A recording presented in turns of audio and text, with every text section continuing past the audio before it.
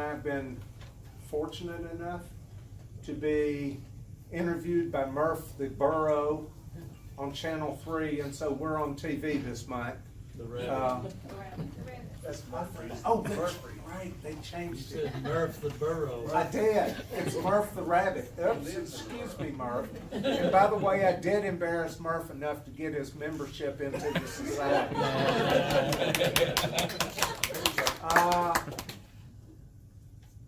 Next month is our show and tell banquet.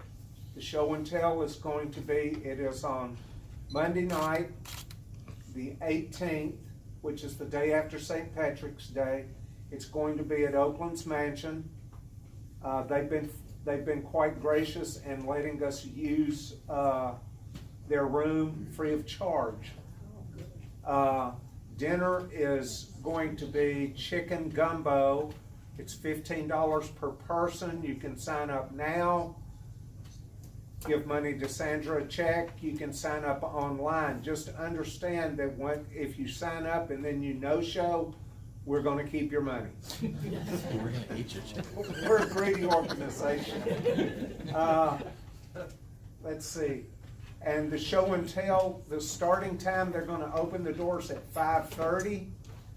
Dinner will be served at 6, so that probably at 7 o'clock we'll begin the show and tell, because last year we had so many people that we were there a little, we had people, raising my hand here, falling asleep. So we're going to, we'll limit the time limit. I'm glad to see Margie is here today. What does that mean? It means hi, Margie. Okay, and now real quick, I would like to call on Sandra Campbell to give us a short treasurer's report.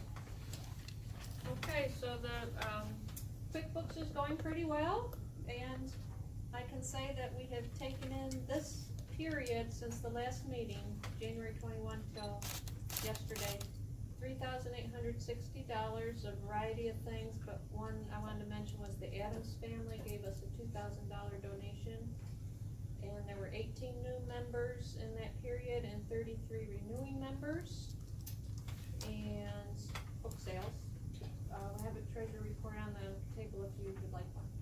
And then the expenses, various expenses, utilities, the newsletter,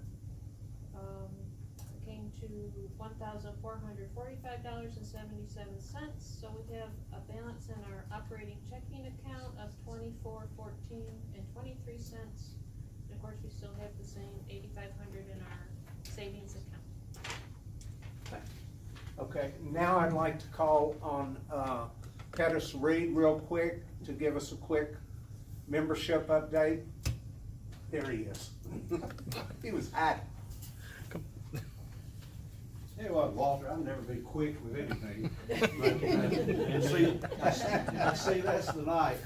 I've got the report as of today, in fact, about 10 minutes ago. I can give you that. We right now have 163 total families, 116 renewals, 47 new, and that's a pretty good number that we say right now, but we were shooting for 50 rather than just the 47, so if we got 3 new people in here tonight. We got one. That would there's one, that's all we need is 2, and you know, we'll be back here at the door as you're leaving. You know, no pressure whatsoever, or if you want to sign up your children, your dogs, whatever you got. I mean, you already signed up a rabbit, why not sign up? But we appreciate all the hard work everybody's doing to get our members here and to bring everybody here. It's we're getting a good group on Saturday mornings that's coming in. I mean, when they're coming in the door begging to be members, you know, we got something good going here. I think, Bobby, Bill, I think we have enough ex-spouses to sign up 2 more tonight. Frank said that. Frank said that. I didn't say that.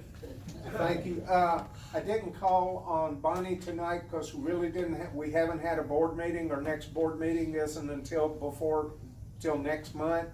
And so there's nothing really new to report from that. So that's why we don't have minutes from last meeting. The only thing that we did that was of note is y'all confirmed Bobby Turman as a board member at large.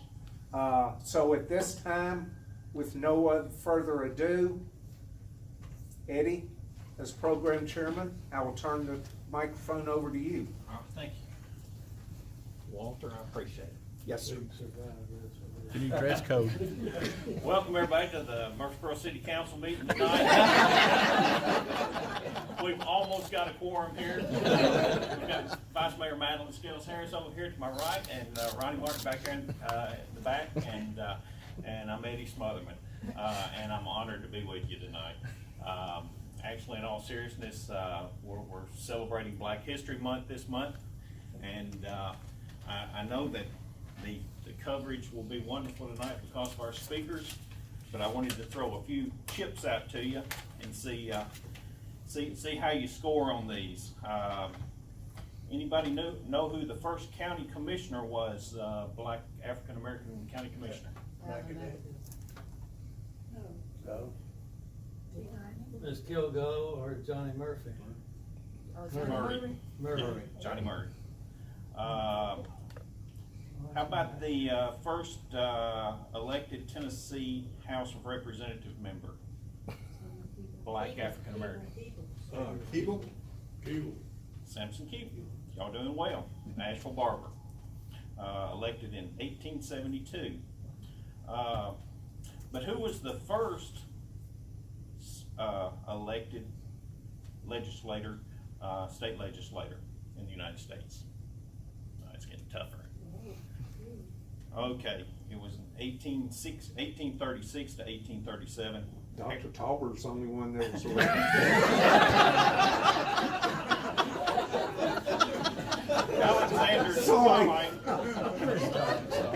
Alexander Twilight was elected to the Vermont legislature. We should have known that. Yeah. It's going to get harder here. First African American woman elected to the House of Representatives in a state. It was 100 years later, 1938 to 1940. Crystal Bird Fawcett was elected to the Pennsylvania House. First African American woman to the state Senate. Okay. Cora Brown, Michigan, 1953 to 1956. Okay. First elected city council member. That was an African American. Rutherford? T90. And I hope somebody tells us where the name T90 came from tonight, because we're going to be all ears tonight. If you give us a chance. I still got the microphone up here, so I'm all right. Okay, the city council, 1964, T90 Scales was elected. Robert T90 Scales, followed by his wife Mary Scales, Ron Washington, who also served as vice mayor, Madelyn Scales Harris, vice mayor, and Kurt Wade, councilman, currently have been our Black African American council members. But tonight we have the privilege of having the current vice mayor, come and speak to us. But the introduction will not be done by me, I'm told. It'll be done by our county historian, Mr. Greg Tucker, who's pushing me out of the way. Come on up, Greg. Good job. Well, I agreed a couple of months ago to do the February program, but then you may recall I did a program last month. And I thought, to follow myself, I'd better come up with something special. So we have. We certainly have. Let me, though, offer you one good tidbit of information, probably a little closer to home than some of Eddie's efforts. A special day in the history of Tennessee is this week, late this week, February 22nd. Anybody tell me what's special about February 22nd? First essential house was built. Just a guess. He said the first essential house was built. Not quite. Not quite. Nobody has a clue. Has anybody ever read the full text, the actual text of the so-called Emancipation Proclamation? If you do, you may be surprised. It didn't free anybody, but it explicitly said Tennessee is not subject to this proclamation, and we can get into reasons why. But Tennessee has a distinction of being the only former slave, the only slave state, the only state of the Confederacy, which abolished slavery on its own. Tennessee was not subject to the proclamation by Lincoln. In January 1865, before the end of the war, under our governor, what was his name? Andrew Johnson. The legislature voted to make revisions to the Tennessee Constitution. Among those revisions was a clause outlawing, banning, ending forever slavery in Tennessee, because we were still a slave state at that time. And on February 22nd, since it was a constitutional amendment, it had to go before the people. On February 22nd, 1865, several months before the end of the war, the Tennessee electorate approved the new Constitution, the revision of the Constitution. So February 22nd is the anniversary of the emancipation in Tennessee. You know, down in Texas, they celebrate. Washington, D.C. celebrates April 16th. In Texas, it's June 19th. And hardly anybody knows it's February 22nd in Tennessee. All right, in order to do better than I did last week, I invited my good friend, favorite, you know, she ran just recently for re-election, and you could vote for 3.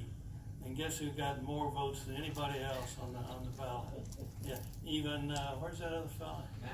Yeah. You watch her, you'll learn. 9,000 votes. Our vice mayor, I don't think I need too much in the way of an introduction, Madelyn Scales Harris.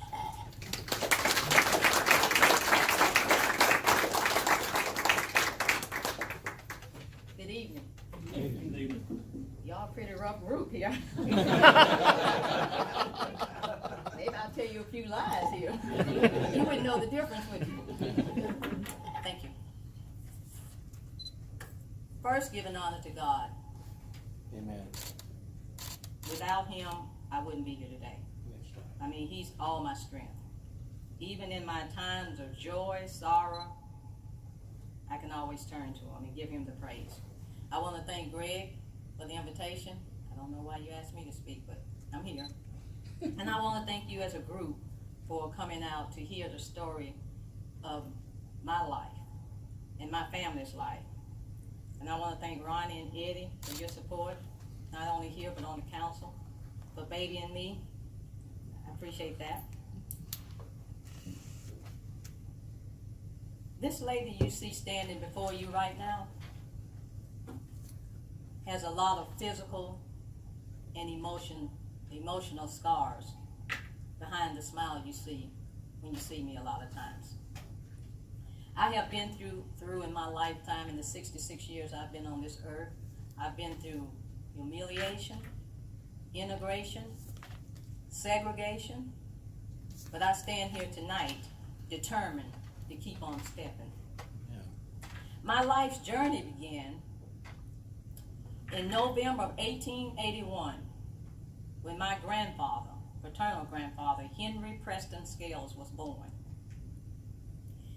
I was told he was a brilliant man and he was a jack of all trades. Now, I don't know who the oldest one in here, but, well, probably you, Greg. But anyway, but my dad used to always talk about his father. He said, your grandfather was a jack of all trades, and everyone loved Henry Preston. He said he did so much for this city. And I asked Dad, I said, you know, I would have loved to have known Granddaddy. He died about less than a year before he and my mother met, my mom and Dad. And Daddy said, I said, Daddy, what regret do you have from Granddaddy? You know, a lot of times I was so guilty. I let my mom and my dad close their eyes without recording family history. And as I matured in the community, as I matured in politics, that's a tragedy for me. Because I can't hardly find anybody their age that could really tell me a lot that some people still remember granddaddy, I guess, from their parents. So if any of you all in here have relatives that are living, parents or aunts, uncles, or whatever, if you want to know your family history, get it recorded. I mean, that is priceless in your life. And my dad said, you know, he called me sister. Very seldom called me Madelyn. I guess when he got mad, I heard my whole name, Madelyn Elizabeth.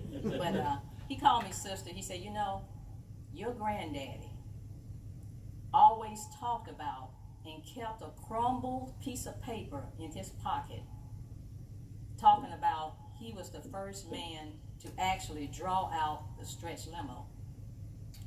He said he took that limo to Nashville and showed a car dealer there, but he said granddaddy did not know to get it patented.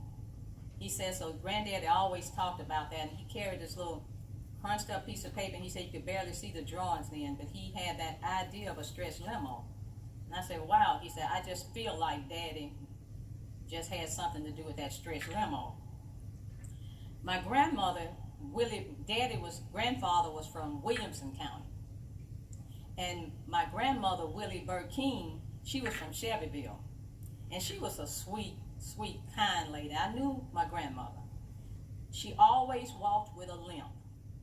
And in fact, she drug her, I never saw my grandmother ever lift her right leg. And my parents said that grandmother had a massive stroke when she was younger and was never able to move her right leg lifted. So I always remember her sliding that right leg. But she was so sweet. She was so sweet. And she did a lot in the community. She did a lot to help granddaddy. And I remember she always talked about she would hand lunches over the back fence to the Bradley Academy School. Just hand them lunches all the time. So she used to talk about that all the time.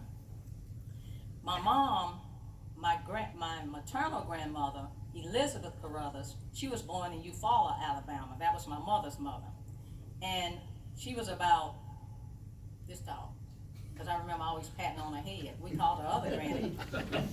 And she worked in a factory all of her life. And oh, it was just crushed me. It would crush me, and she moved to Chicago. And to see grandmother come visit us and see all the calluses on her feet and her hands for just working in on a hard concrete floor. And mother's daddy, his name was Robert Carruthers, and he was an accountant.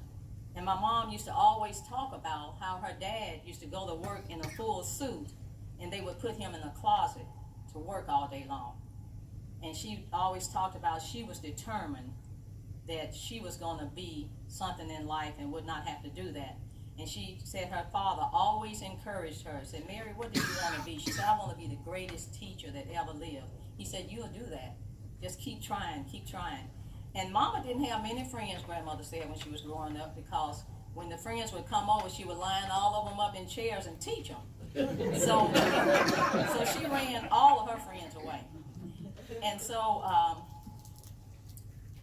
my mom had one brother, but she said her dad always said, Mary, you can be anything in this world you want to be. And so she was a very smart lady. Grandmother said mama read all the time, very inquisitive. And when she didn't know her answer, she would look it up.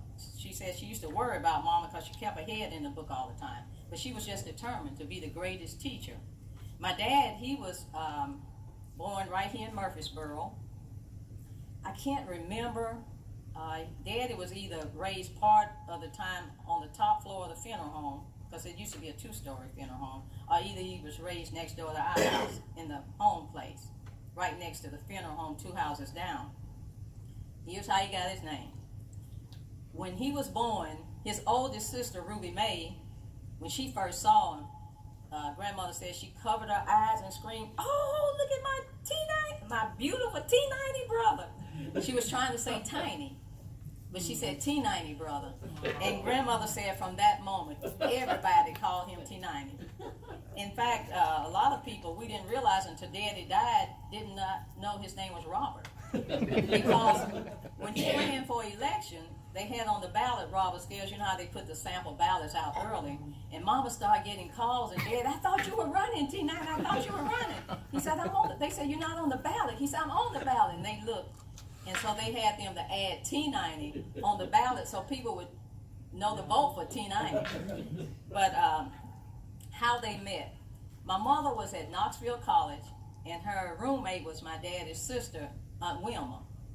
And so she said for entertainment or whatever, they would sit in the window in the dorms and just look out and see the boys, the cars pass by.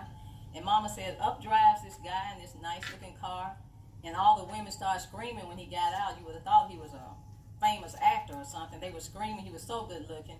And Mama, when he got out of the car, Mama said, that is the most country guy I've seen in my life. So he gets out and he's looking, all the women waving, and he said, you up there. And all the women were saying, me, and he blew the horn to get Mama's attention. He said, you in the white blouse. And she said she was about 5 stories up. And she said, me? He said, yes, I'm going to marry you. This is the first time she ever laid eyes on him, he ever laid. And she said, not on your life with your country self. And she turned around to Wilma and said, Wilma, come here. It's the most country guy down here screaming he's going to marry me. He is the most country looking guy I've seen in my life. And he's too loud. And Wilma said, Mary, that's my brother. So they started dating. Mama said he was so country, but she said what drew her to Daddy was he was a perfect gentleman. I mean, he was a gentleman. She said he was so smart. It wasn't any current event, not only in Tennessee, but in the world. She said, I'm talking about global, that your daddy didn't know about. Said he was a history buff. He could quote things. She said he was just so smart, and they started talking about what they wanted to do in life. And she said, I found out I had a lot in common with him. So she called my grandmother when she first met him. So I met this most country guy, mother. He is so country. So Mama was at home on a break. She lived in Chicago. So 2 o'clock in the morning, the doorbell rang. And grandmother went to the door. She said, who in the world? And she said, who is it? He said, T90 from Murfreesboro. She said, who? T90 is Murray Carruthers? Does she live here? And grandmother said, yes. And he said, well, I came to see her. And grandmother said, do you know what time it is? I've been driving 500 miles. So she said, I had to let the nut in. And she said she opened the door, and he had his drunk brother-in-law with him. So she said she opened the door and he gave her the biggest hug, and the brother-in-law was leaning up against him, so every time Daddy moved, he would almost fall. And the grandmother said, y'all come on in the house. And so she said Daddy walked in the house, and of course the brother-in-law tumbled in. And she said, just a second. And she woke Mom up and said, you have this country bumpkin and a drunk man from Murfreesboro. I'm giving you 15 minutes to get him out of this house. So Mama went in there and said, hey, Murr, and the brother-in-law was just passed out. And she said, you all are going to have to leave. And so she said, let me go and get my clothes on. She said it's about 10 minutes later, she was walking back down the hall to the living room, and she could hear grandmother laughing. She went in there, and Daddy just had grandmother just in stitches. And she said, y'all hungry? So she fell in love with him then. So that's how their romance began. Daddy went to college. Where did he go? Daddy went to, it'll come to me in a minute. It's just part of age. Anyway, Daddy went off to college, and he wasn't there a month or two. And he got a call and said, your daddy just dropped dead with a heart attack. So grandfather was 64 years old. So Dad Hampton University. So Daddy had to leave and take over a business. Just run the whole business. Everybody, grandmother said, T90, come home, what we gonna do with the business? But so happened that from a baby, granddaddy would take Daddy on funerals, carry him in his arms till he started walking. So he walked through that whole process with granddaddy. In fact, at the funeral home, when you see the carriage on State Street that's enclosed in glass, it's a picture there on the left, and that's actually my father and grandfather sitting on the carriage. And speaking of that carriage, the reason why it's encased now in glass at the funeral home, Daddy said years and years ago, this antique dealer came from North Carolina and offered him $2 million. And Dad said, $2 million? And that's like what, 50 million today? I don't know. He said, when he said million, he said, I almost passed out. He said, millions of dollars? He said, do you know what you have? And Daddy said, no. The man took him outside, went over the whole thing, showed them solid gold, solid brass, solid wood. And he said, I promise you, I'll give you $1 million now and spread out the rest over 10 years. And Daddy said, this is not for sale. It's so sentimental to our family. So the next morning, Dad had called to get it in case. He said, because we're going to wake up and this is going to be gone. So Granddaddy, he had to carry that experience that he had over into what Scales and Sons Funeral Home is now. And it started in 1916. And Granddaddy was so, Daddy could build, my father could build anything. When Daddy and Mama came home from their honeymoon, the house right next to the funeral home, Daddy and my uncle built it as a surprise wedding gift to my mother. And his father built a house right next to Bradley Academy on Academy Street, the White House on the corner. My grandfather built that house. Mom and Daddy married. They had 6 children, 3 girls and 3 boys. I'm surrounded by all boys. It was 2 boys, me, another boy, 3 years later, 2 girls. Now there's 2 of us left, 2 girls and a boy. My brother Melvin, which was a year older than me, he committed suicide at age 42.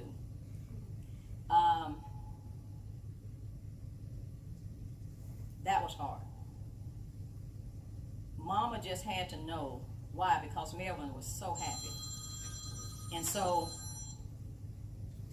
she asked me to take her to the doctor, Melvin's doctor. And so we got there, and she asked him, Miss Scales, you know I can't tell you that it's a HIPAA law. I can't tell you it's personal. Even though he's dead, it's personal. She said, all I want to know is, did you tell my son you're going to amputate both of his legs? And the doctor looked at Mama and just looked at her, and she said, thank you. So she got her answer. He didn't have to answer her. Melvin was a very bad diabetic, and he had a place on his leg that just would not heal, so Mama felt like that was it. My brother Preston, a year younger than me, sat down and just died of a heart attack. And Melvin was 42 when he died. Preston, I think, was 57, 58. He was supposed to be at the funeral home that morning, and I told Bob, I said, I'm getting ready to go on an appointment. And he said, you know, Preston is late. It's 10 minutes after 9. He's never late coming to the funeral home. I said, I know. I said, I've been calling him to tell him I was going to be gone a while today. He said, I'm going to walk up there. So when he opened the door, Preston was sitting right by the door, and in a full suit and his hat, dead. So the coroner said he had a heart attack. My baby sister, Sandra, 4 years younger than me, when Mama was getting ready to give birth to her, Dr. Lois Kennedy, you have to be really old to know Dr. Kennedy. I remember her as a little girl coming to the house. But anyway, Dr. Kennedy told Mama, she said, Mary, we're going to put you to sleep because we don't want you to witness a stillborn birth. And Mama said, no, I'm going to have this baby. And she said, they argued back and forth, and I could not convince Dr. Kennedy to put me to sleep. So Mama delivered Sandra. And Mama said they worked on her seemed like forever. And she said, seems like over 20 minutes, all of a sudden, Sandra started crying. So Sandra was born retarded. It was determined that her placenta had separated for a while. She lost oxygen. She didn't have any of the features to me. In fact, Sandra was a beautiful child. She was better looking than all of us. I mean, she was absolutely gorgeous. But Sandra, at age 2, started having seizures. She had seizures on up until she was age 12, and the seizures stopped. But she had a hard life, because back then, when you were mentally challenged, you were put in regular schools. And the kids were so mean to mentally challenged children. Daddy's big thing was we always ate together. So we were eating together one night, and Sandra said, why am I not like Bobby and Madelyn and Preston? Why am I retarded? So Mama looked at Daddy and said, I'm going to let you have that one. And Daddy said, Sandra, you are not like, and he called all our names, said, you are special. You are a special child. You were born special. You are special than all of them. From that moment, every time Sandra would meet someone, she would say, my name is Sandra Scales and I'm special. And she, you know, it was a lot of pride. But Daddy, they refused. They said, anytime you're around people telling short bus jokes or talking about handicapped people, walk away. But you know, when you live like that, it's no problem walking away. I was a tomboy growing up because I was surrounded with all the boys, and so I played with all their friends. We played in the Murfreesboro City Cemetery. No, that was our playground right across the street. We played there. Then we alternated playing in the back of Bradley Academy on Academy. That's where we had to play. I remember, and I didn't tell my mom about this until years, she always told me, stop playing with those boys, stop playing with them. Well, they were out there playing football one day. And I decided, hey, I'm going to play football. So the ball, I was just standing there. I hadn't gotten on the team yet. And I was standing there, and the football came, and I caught it, and I started running. Well, I was tackled, and I fell on my thumb. And we couldn't tell Mama. Couldn't tell Dad. And this thumb now I can't even bend because of that football. And my brothers, they would slip and wrap it up at night so Mama wouldn't see it. And the next morning they'd take the wrap off, you know. But anyway, we always would laugh about that. I was the only one out of 6 children was afraid, terrified to go in the funeral home. I never went in the funeral home. And Daddy said, why are you like that? You were born with a scalpel in your hand. Why were you? I said, Daddy, dead is one thing and alive is another. He never could convince me, and I'll tell you later on how I was convinced of that. But in the funeral home, this is how I stopped believing in Santa Claus. I wanted this doll and this watch and a pair of skates. That's all I wanted for Christmas, which was a lot back then when you got 6 children. But my brother said we were eating, and Mom and Daddy hadn't come to the table yet and said, we know what you're going to get for Christmas. And I said, what? And they named it. I said, really? Y'all know what Santa Claus? How do y'all know? I said, it's over there in the casket. And like, over there in the casket, they said, yeah, your Christmas gift is in the casket. Well, when Christmas came, that doll, and they told me what color the doll with the dress you had on, I wouldn't even go near my Christmas gift because I was scared. And I said, Daddy, when I got old, I said, why did you keep our Christmas things in the caskets? He said, it was 6 of you all. Where in the world in the house would I hide it? so Daddy and Mama said, child, he hid y'all Christmas gifts in caskets for years. But I guess the funeral home came in real handy with 6 kids. But I was raised by example. I was raised by example, not to be prejudiced. In fact, white people came to our house all the time. It wasn't anything for somebody white to come to our house. And plus in school and in the neighborhood, a lot of kids say, is your daddy white? I always used to say that. So one day I asked Dad, I said, Dad, I got something to ask you. He said, what, sister? I said, are you white? He looked at me. He said, am I what? I said, are you white? I said, all my friends think you're white. He said, no. I said, okay. And so when they started asking me that, I just knew what to say. But I encountered some things in growing up, being African American. Like I said, I was used to white people coming to our house all the time. It was no big deal. But back then, segregation, the blacks lived on one side of town and the whites lived on another. And we just didn't cross over, that I remember. I remember all the kids would come to our house to play. It'll be 25 of us or more from the neighborhood. Mr. and Mrs. Mary Scales and T9, that was the house to be at because they fed everybody. We just had a great time. So I was playing and I got tired and I sat down on a rock in front of the house. Well, I looked down by Manny Avenue. I live on State Street. And here comes this white guy down the street and he was kind of walking funny. And I'm like, that's unusual. Well, when he got to me, he stopped, cleared his throat, and spit in my face. And oh my gosh, the God awful clean just went down my face, the smell. Next thing I know, Daddy was pulling me in the house, he and Mama. He went to the bathroom, sat me down on the commode seat, and was washing my face, and his hands were shaking like this. And his eyes were as red as this lady's sweater there. I mean red, and Daddy had the most beautiful baby blue eyes in the world, but his eyes were red, tears just coming down. And Mom was patting him, T90, T90, T90, and T90, and he just wiped my face. And when he finished wiping my face, I said, Daddy, you gonna go after that man? He just got up and walked away. He never did answer me. I thought that was strange. I was angry, really. And I always wanted to be a Girl Scout. Always wanted to be a Girl Scout, but we didn't have Girl Scout troops in the black community. But this white lady, Mrs. Glenn, came in our community and started a Girl Scout troop. And I was so fascinated. And all of a sudden, Mrs. Glenn just disappeared. She just stopped coming. And she was an older lady, and I'm just wondering, did she die? Because I don't think she would have just stopped coming. That broke my heart. And my little brownie suit in my closet, I would have it here and the rest of the clothes there. Nothing could touch my brownie suit.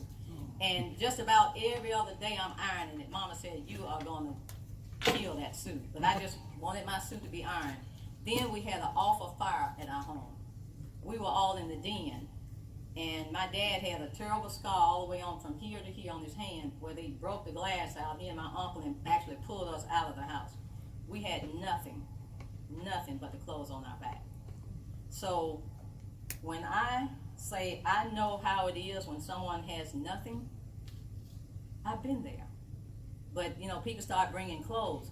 But just to lose everything, all our baby pictures, just everything we lost in the fire. I went to Bradley Elementary School, and that was, the best years of my life. We started every morning with devotion, pledge to flag, scripture, and prayer every morning. And in Bradley, it seems like everybody was on the free lunch. And it was kind of intimidating, and Mama used to always talk about it. She was a teacher over there, how the free lunch people had a certain color ticket in the cafeteria, and the ones that didn't had another, but not in Mary Scales' class. She would write all the names down and hand it to the cafeteria lady when we would go in there. You wouldn't know who was free lunch. Anytime we had something to do or needed something, Mom and Dad made sure every child had the money to do that, whatever it was. And these are the things I remember. In growing up, I couldn't go in a restaurant and eat. Black people just could not go in restaurants when I was growing up. We could go to the theater and we would get in with Coca-Cola bottle tops. So many bottle tops. And would get us in. But the Princess Theater, I don't know if a lot of you know about the Princess. It was a beautiful theater, beautiful chandeliers. But the black kids, we had to go around the back. And it was filthy.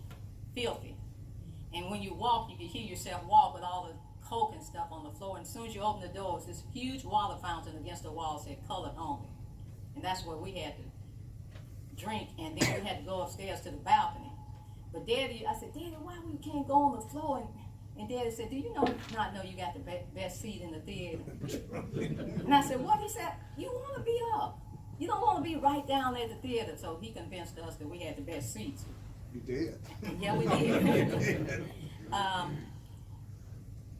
I'll never shall forget this family trip we went on, and my daddy's mother, my paternal grandmother, the one that had the stroke, she was a very bad diabetic. She had to have insulin. So we were going to Norwalk, Connecticut to see my daddy's sister. We kept stopping to eat. We'd go in, all of us, 6 kids, my grandmother, Mom, and Daddy, go in the door and they said, excuse me, we don't serve niggas here. And, so we go out and get in the car, we go down a little further, same thing. Hey, you can't come in here, we don't serve niggas here. After the 3rd time, my daddy said, please, I'm begging you, said my mother, I think is getting ready to go into a coma. She has to eat, she's a diabetic. Can you just hand us food? He said, nope, can't do it. So we got in the car and he followed us out. He said, sir, if you would take your car, it was a big station wagon, and just circle the block, come back through my back, and I'll feed your family. Because by that time we were all crying, because it's a bad feeling to be hungry. And we got in there. I'll never shall forget, this man had this long picnic table. He had actually put a tablecloth on it, and he had a Coke bottle in the center of that table and had a flower in there. And I just thought that was, not knowing my surroundings, but I remember that. And he fed us and fed us and fed us and gave us so much food to take with us. And I'll never forget that. My 8th grade year was the first year of integration. Mom and Daddy sat us all down and said, you all going to the white school. I don't want to go to the white school. I don't want to go to the white school. Not because I didn't want to be with white people. All of my friends were staying at Bradley. Dad said, why? It's a good opportunity. I said, Daddy, all my friends are staying. He said, no, you going to Bellwood. So I went to Bellwood, and I was the only black female in the 8th grade. So first day of school, we get in there, and all the books are stacked up, and we sat down. The teacher came in. I raised my hand, and I said, she said, yes. I said, are those our books? And she looked at me, and I'll never shall forget the little girl next to me. She said, why, yes. And she said, excuse me? I said, these books, are these the books that we're gonna, she said, yes. I said, I have never had a new book in my life. And all the kids looked at me like crazy. I mean, they just couldn't believe it. Because at Bradley, we would have the books stacked up the first of the year, but they would all be tattered, because we got hand-me-down books from the city schools. And then everything we did at Bradley was in alphabetical order. So I knew my book was going to be messed up being an S. I mean, I never got a good book. But the teacher would say, turn to page 12, and part of us would not have page 12. But, you know, back then, you didn't know the difference. And we had teachers that nurtured us. I remember my 6th grade teacher, Mrs. Susie Rucker. She called me up to the front. She said, come here after class. She said, Mrs. Bowden is going to be here, and I want you tomorrow, I want you to recite this poem, If. I said, why me? She said, because I want you to do it. So I took it home, and Mama sat me down, and line by line, we talked about every line. If you can keep your head when all about you is losing theirs and blank. And Mama said, you know what that means? And she just explained the whole thing. I believe I learned that poem in a half an hour. So I got up the next day and recited it when the superintendent came. And my teacher and Mrs., she was just boo-hooing. And I'm like, what in the world is this lady crying? Because you know you're young, you don't, you know. But that really touched her. So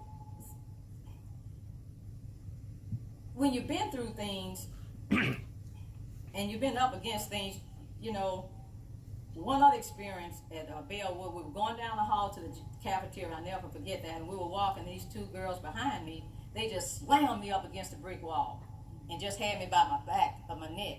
And my face was turned this way. And they said, why are you in our school? And so I just kind of had a little fight in me.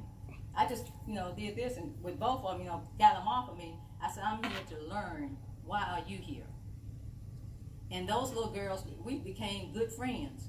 But I was just determined because I knew who I was. My mother used to always say, when you know that you know that you know who you are, can't anybody take it away from you. And I grew up with that. I went to Central, and I think I got tops in type in one of those awards. And then I went to Girls State. So I got a good look at government then. And I never did want to go in government. I mean, really, never did.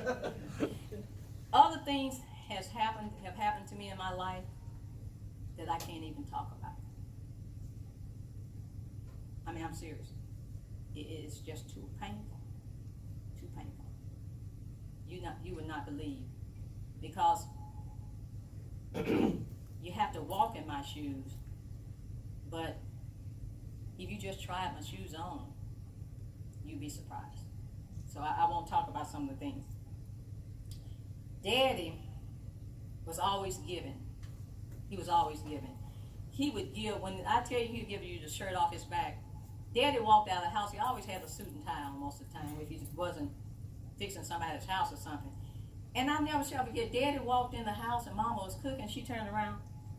He walked in his t-shirt and a pair of pants and his socks. Mama said, hold up, T9, where are your clothes? And he said, Mary, this minister, Reverend Ubo, he's here, he's a new minister in town, and he was stopped on the side of the road, his car stopped, and I stopped to help him, and he said, man, I like that shirt and tie, that jacket. He said, I took it off and gave it to him. And he liked my shoes, I gave it to him. And Mama said, wait a minute, where's the car? Daddy said, I told him, go on and take the car home, because he had 3 little kids. And I told him if he got his car fixed, that'll be fine. And if he didn't, he could keep it. Mama just shook her head. But he would do things, and I would see Daddy be with him a lot of the time. He would shake people's hand, and I could see the money in his hand, where he would just hand them money, you know. I never shall forget one time my grandfather, they said that he would work for nothing, bury people for nothing. He had that reputation. And he started burying people for chickens. And that's on the history of our funeral home on the wall. He would bury people for chickens. He also started the Black Burial Association, the Helping Hand Association, where people could pay what they could. Well, I never shall forget, we were asleep one night, doorbell rang, and I got up, went to the door, Daddy was opening the door, and this lady was boo-hoo, and she said, T9 and my mother just died, and we don't have any money. And Daddy said, have I asked you for any money? He said, where do you live? She said, where she live? Daddy said, you go home. I'm going to get dressed. I'm going to come pick up your mother. Just have whatever you want her buried in. And that's it. That's it. And she said, it'll take us years to pay you back. He said, I don't want any money. He said, but I asked you one thing. Can you, Daddy loves sweets. Can you make a chocolate pie? And she said, yeah. He said, all I want is a chocolate pie. Daddy would do things like that. I mean, Mama said, it was just the grace of God that we stayed in business, and we've been in business now 103 years. 103 years this year. I was the 3rd generation, and Mama wanted to see the funeral home go to the 4th generation before she died. So my niece is now running Scales and Sons Funeral Home. Me and my brother Bob are out of it, and but you know, if they need us, we'll go. But as far as physically working, we don't do that anymore. And she also started New Generation Funeral Home in Nashville on Murfreesboro Road. That's part of Scales and Sons Funeral Home. So we have 2 locations now. April 1964 changed my life forever. It changed my life forever. Daddy was approached to run for city council. And he went home and he was talking to us about it. And Mama said, well, T9, everybody knows you, you know, and you have a good heart. Why don't you try it? And Daddy said, I think I will. So Daddy ran, and he ran for 6 terms. And he and Mr. Joe Jackson had this thing. He said, T9, all I want to do before I die is to beat you one time. In 64, all black people voted at Vine Street. Vine Street. They always waited on the Vine Street return to come in. But Daddy led the ticket. He was the first African American elected in the entire South since Reconstruction that night. And he actually led the ticket, which shocked everybody. And so I think out of the 6 times, I said I was going to look this up, but I think Daddy led the ticket 4 times out of 6, I think. That night, we went to bed. We woke up to bricks coming through our window, crosses burning in our yard, telephone ringing all night. Okay, nigga, go out that door if you want to. And that phone call, see, we didn't have caller ID. So, and plus, he was in the funeral business, and they did not have ambulance service at the time. So funeral homes actually went on ambulance calls. So whenever the phone rang, you had to answer it.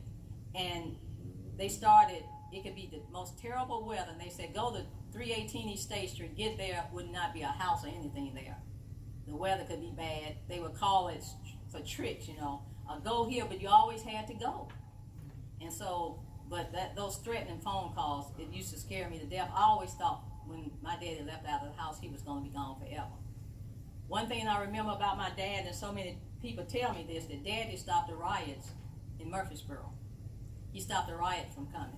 They were having riots all in Nashville, and I never shall forget, the phone rang, and Dad said, okay. He went over to Mama, she was cooking, and she said, okay, be careful. And he was getting ready to go out the door, and I was sitting on the couch by the door. He said, you, come on. Come on. And Mama started screaming, no, don't take her, don't take her. And he said, come on. So Mama's here, Daddy's here. I'm on the couch feeling like the white in the Oreo cookie. And finally Daddy pointed at me, he said, I said, let's go. Hey, I got up and went with my dad. we were in that station wagon. Oh, Daddy loves station wagons, but he used to the flower car in the funeral home. We went to where Sloan's is on Broad Street. Now that was the country back then. There were no street lights, nothing. It was like being in the country. Daddy parked, and I know we stayed an hour. All of a sudden, we see lights coming. And Daddy grabbed me. He said, I don't care, pointed at me, I don't care what happens to me. Don't get out of this car. Do you understand? And he said it again. I said, yes, sir. Where the closer, Daddy was in the middle of the street. Where the closer the car came to him, I realized it was a bus, he never moved. So I jumped out of the car and ran and hugged his waist. Because if he was going to die, I didn't want my daddy to die. And he was just patting me. He put his hand up and stopped, and he went to the bus. About that time, 3 people were getting off. And Dad said, hey, guys, how's it going? Can I help you? They said, yeah, we're here to start a riot. Dad said, not here. He said, you all get yourself back on the bus and turn that bus around and go back to Nashville. We're a peaceful town here. We reason things out. So you're not welcome here. Get back on the bus and leave. And they did. And people even tell me today about Daddy was known for stopping a riot in Murfreesboro, keeping our town peaceful. It was just scary, just to fear my life with Daddy. He changed the front of the funeral home. It used to be a big glass window, picture window. He had to put it all brick because they kept breaking the window out. And Mr. Jack Winsett, he was a glass man here. He came to Daddy one time. He said, T9, I'm embarrassed. He said, you have paid me enough to pay an employee for a year. He said, I'm not going to charge you anymore. I'm just going to ride by here periodically. If I see windows out, I'm going to fix them. And that's what he did. When Daddy was elected, oh my gosh, he went through a lot. He went through a lot. When they would go on trips, I could not wait till they got back to tell me some of the things happened. I remember vividly one trip they went on and came back, and Daddy said, we went to this restaurant, and all the council members, they ate together. They had reservations, but when they got there, they couldn't sit them all together, so they had to split up. Daddy said, which was fine. He said it was an elegant restaurant. They put them up in the front by the cash register. He said it was just beautiful. He said a while later, all the council members were coming out and said, T9 and Mary, wasn't this a fabulous meal? And they said, we haven't even had water. So anyway, they went back to the hotel. Everybody said, we're going to meet at a certain time in the morning. Everybody went upstairs, and Daddy discovered, oh my gosh, I locked the key up in the room. So went to the desk, and they said, well, we got to get a supervisor. We can't give you a key. Daddy thought that was strange, he said, but they waited and waited. Daddy said it got to be about 1 o'clock in the morning. He said, and he reached over and touched Mom, and she was like an icicle. She was so cold. So he called Mr. Joe Jackson downstairs. He was the mayor. He said, told him what happened. He said, give them a key, and give them a key right now. This is ridiculous. So they gave Daddy a key. Mr. Jackson went back upstairs. Well, ended up that key was the key to the laundry room. And Daddy said, one good thing about it, it was so warm. He said they thought it was bad, but it was good for us. He said, but the only thing about it, lint was flying all over the place. He said, but at least they got warm. I remember when Daddy was on the Tennessee Higher Education Board, they used to always get tickets to state schools games. So Daddy wanted me to go with him to UT to a football game. I didn't want to go to UT to the football game because there was so many people you would see, But he said, come on, it'd be a good experience for you. So I went. We were getting ready. We started going in the section where Daddy's seat was, and I said, Dad, I got to go to the bathroom right quick. He said, okay, I'll wait on you. I said, no, because the bathroom is right here. When you go up the steps, it's right across here. He said, okay, come on down here. He said, wait till I go and sit down so you see where I'm sitting. So I did, and I went on to the bathroom. And I got ready to step down into just the section where they were. And this guy stopped me. He said, where are you going? I said, to my seat. He said, you not sitting down here. I said, yeah, I have a ticket down here. He says, no, not here, not you. You don't have a seat here. I said, yes, I do. And Daddy looked up, and he came upstairs with a problem. I said, he's saying I don't have a seat. And Daddy said, yeah, she has a seat. Here's her ticket. And I was really upset with that. And Daddy said, it's okay. He said, it's okay. Remember what we always tell you. On Judgment Day, you're not going to have to account for what people do to you. You're going to have to account to how you respond. He said, we are okay. And Daddy always had something like that to calm you down. Daddy had a heart attack after council meeting. And I think that's when the city was talking about Martin Luther King holiday. It was something. He came in, we could tell Daddy was upset because he was red as he could be. That always gave Daddy away. And Mama said, T90, what has happened? He went right to the room and dropped with a heart attack. And Mama, after that, she ran and she won a term. Mama, she was powerful too.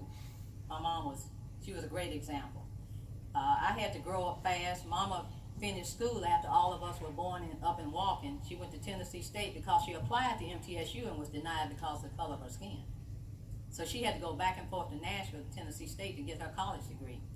But she was determined that she was going to get it. In fact, in high school, a female couldn't, she was about Victorian, she couldn't get it because females couldn't hold that position back then in her high school. But it's so ironic how MTSU denied this black lady of entrance, and then she was the first professor, black professor at the university. How God turns things around. Amen. But Mom, she just did a fabulous job on the council, but I told both of them, you all are crazy as y'all can be. I would never go into politics. Never. I mean, just by what they went through. I mean, they went through the devil. I mean, they went through things that I can't even talk about because I live with them. And I always said, Daddy, why do you all go through this? Why are you going through this? He said, God put me here, baby. God put me here. I'm just doing God's work. And I kept remembering that. I was like, oh, God. But Mama was walking down the hall one evening, had a box with nothing in it, and all of a sudden her arm broke right here.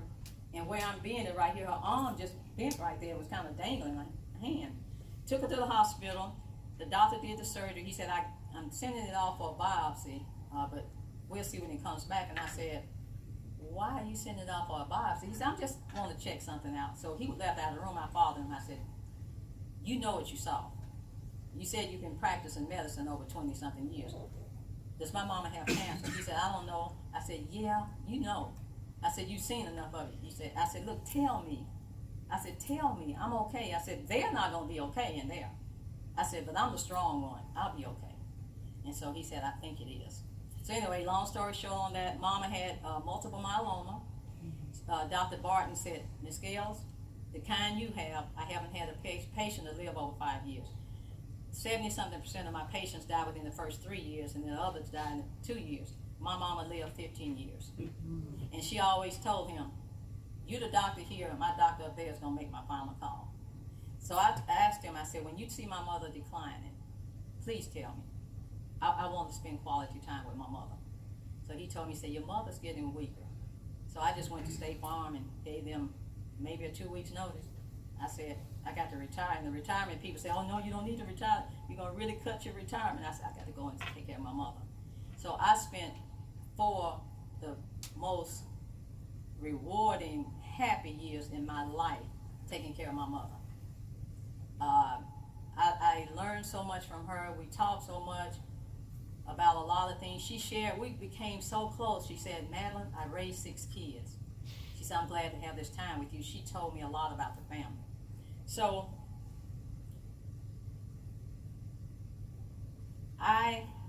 God, when He has something for you to do, He's going to walk you down. I'm going to tell you about the Lord. He kept working on me. I finally said, I fell on my knees one night. I said, Lord, whatever this is, just show me. And so He made it clear, I want you to run for city council. I said, whoa. I said, you named 1,000,000 Madelyns. I'm not the one. Then I said, Lord, just make it clear to me. Make it clear. He just started making it clear as water. So I went to Mama and I told her, and she said, good, let's get started. So that's how I am where I am today. I'm in my 3rd term. We have a great council. I'm trying to mentor Mr. Ronnie back there because I want him to take up my slack when I leave. Try to teach him all I know, which is not that much, but what I know. On the council, I said I wasn't going to go here, but I'm going to go. It hasn't always been great for me on the city council. My 1st term, I started off, Mama said, start off how you gonna be, you know, love the people, be for the people. And I challenged something one night. Then I was pulled in and said I'm never to challenge anything our city manager says, never. So that went in this ear and out the other, it went in this ear, out that one, whatever. But I think the most devastating thing that ever happened to me on the council, I was called and said, we need to meet with you. Can we come to your funeral home? I said, yeah, sure you can come. And it was the manager, city manager, and the assistant. They came to the funeral home. We talked, a little short talk. I said, oh, it's not gonna be good, because we talking too much short talk here. Anyway, they went in this folder and pulled out an 11 by 14 picture of a traffic light. And I'm like, gosh, am I in kindergarten? So they said, hey, you know what this is? I said, yeah. What is it? A traffic light. Well, you know, a traffic light has green, red, and yellow, right? And I'm like, the ones I go through do. So, what does green mean? I said, I'm not going to ask those crazy questions. And I said, I just looked at them. Green means go, red means stop, yellow means caution. I'm just looking at them. Now, we understand you're going around to different departments talking to the employees. Well, that's a no-no. I said, I was elected by the people. I can go and talk to anybody I want to talk to. I was elected by the people, and I want to hear what they're saying. No, you can't. I said, you all know what? First of all, nowhere but in Murfreesboro, Tennessee, would anybody come to their boss, which I am your boss, and say something like that to me. I said, y'all get out of my funeral home. So that was very humiliating to me, but I said, and I told Mama what happened. She said, it's okay. It's okay. So I said that to say this. I try to do what's right. And like all the council members, we're here to serve. We're here to listen. And until I come off the council, that's what I'll be doing. So that's my story. Anybody have any questions? Oh, let me tell you about my baby. I have a 34-year-old son, Robert, and I have the most gorgeous, sweet, lovable of any grandchild in the world. You know, all grandparents say that. My 2-year-old Mariah, that I just adore. I mean, she has made my life complete. So, anybody have any questions? Yes, sir. You didn't mention the pool hall. Oh, yeah, the pool hall is, Daddy owned the pool hall downtown. It's where the Larry's home is. He owned all of that area, that whole area. It was he had a restaurant there, a barbershop, and a pool hall. That whole side Daddy owned. And we used to go there as children. We used to walk down there and get the ice cream. It was the best ice cream in the world. But I remember that. Yeah. And someone told me that grandmother years ago owned a drugstore on the square.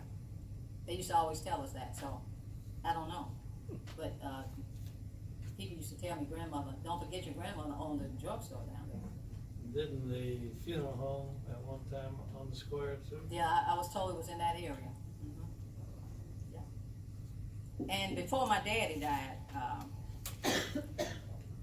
the Lord touched me, and well, let me tell you how I got my name right quick.